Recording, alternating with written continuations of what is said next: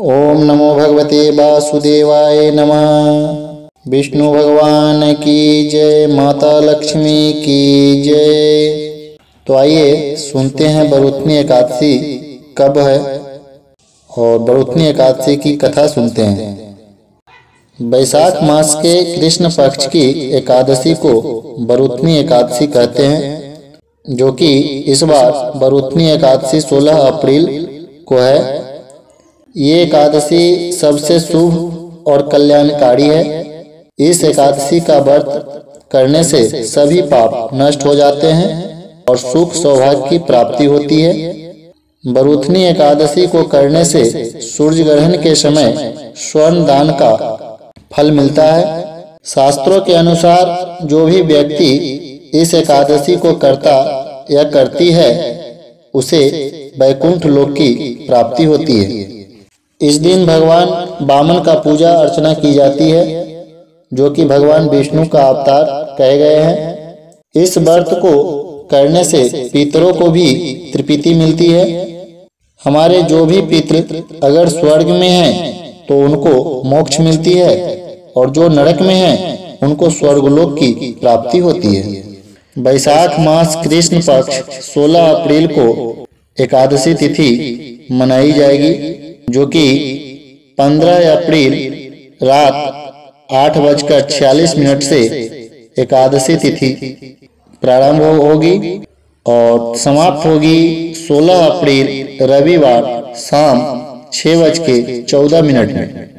इसलिए एकादशी का व्रत 16 अप्रैल को मनाया जाएगा और 16 अप्रैल को ही एकादशी व्रत करना सर्वोच्च होगा, क्योंकि शास्त्रों के अनुसार जिस तिथि में सूर्य उदय होते हैं वही तिथि शुद्ध होती है। उदय को ही अस्त माना गया है, इसलिए 16 को ही एकादशी व्रत का पालन करना चाहिए। 16 अप्रैल रविवार को सूर्योदय का समय रहेगा 6:09 में और सूर्यास्त होगा शाम 6:44 में। राहु काल का समय रहेगा शाम 4:30 से 6 बजे तक। द्वादशी तिथि प्रारंभ हो जाएगी 16 अप्रैल 6:15 से। 17 अप्रैल सोमवार की दोपहर 3:46 तक द्वादशी तिथि रहेगी। तो आइए सुनते हैं बरूथनी एकादशी की कथा। तो एक बार प्रेम से बोलिए विष्णु भगवान की जय, माता लक्ष्मी की जय। एक समय की बात है, युधिष्ठिर जी और वासुदेव जी साथ में बैठे हुए कुछ बातें कर रहे थे। तभी युधिष्ठिर जी पूछते हैं वासुदेव जी से, हे प्रभु, वैशाख मास के कृष्ण पक्ष में किस नाम की एकादशी होती है? कृपया उसकी महिमा बताइए।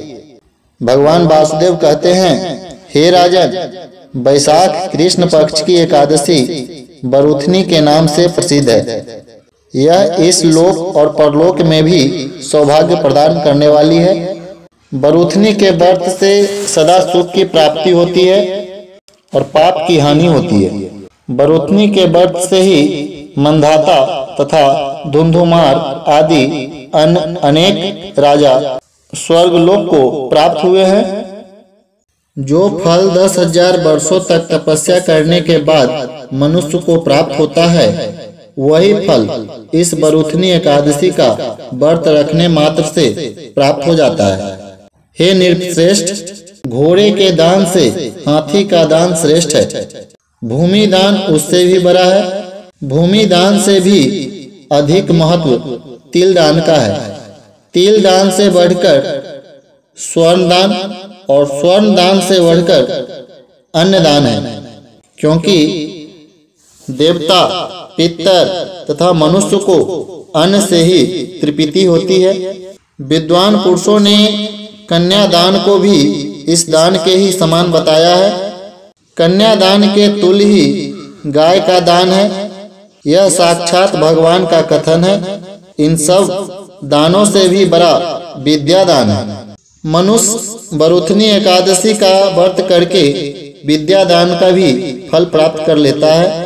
जो लोग पाप से मोहित होकर कन्या के धन से जीविका चलाते हैं, वे पुण्य का क्षय होने पर यातनामय नरक में जाते हैं। अतः सर्वथा प्रयत्न करके कन्या के धन से बचना चाहिए, उसे अपने काम में नहीं लाना चाहिए। जो अपनी शक्ति के अनुसार अपनी कन्या को आभूषणों से विभूषित करके पवित्र भाव से कन्या का दान करता है, उसके पुण्य की संख्या बताने में चित्रगुप्त भी असमर्थ हैं।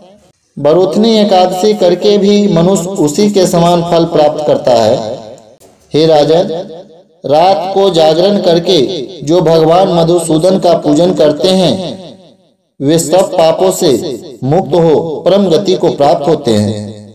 अतः पाप भीरु मनुष्यों को पूर्ण प्रयत्न करके इस एकादशी का व्रत करना चाहिए। यमराज से डरने वाला मनुष्य अवश्य बरूथनी का व्रत करे। हे राजन, इसके पढ़ने और सुनने से सहस्त्र गोदान का फल मिलता है और मनुष्य सब पापों से मुक्त होकर विष्णु लोक में प्रतिष्ठित होता है। संयम सौभाग्य का आधार है। हर प्रकार संयम रखने से प्राणी के सुख और सौभाग्य में वृद्धि होती है। यदि व्यक्ति में संयम नहीं है तो उसके द्वारा किए गए तप, त्याग व भक्ति, पूजा आदि सब प्रभावहीन हो जाते हैं। प्रेम से बोलिए विष्णु भगवान की जय, माता लक्ष्मी की जय, भगवान वासुदेव की जय, वामन भगवान की जय। जय सिया राम। राधे राधे सभी भक्तों को।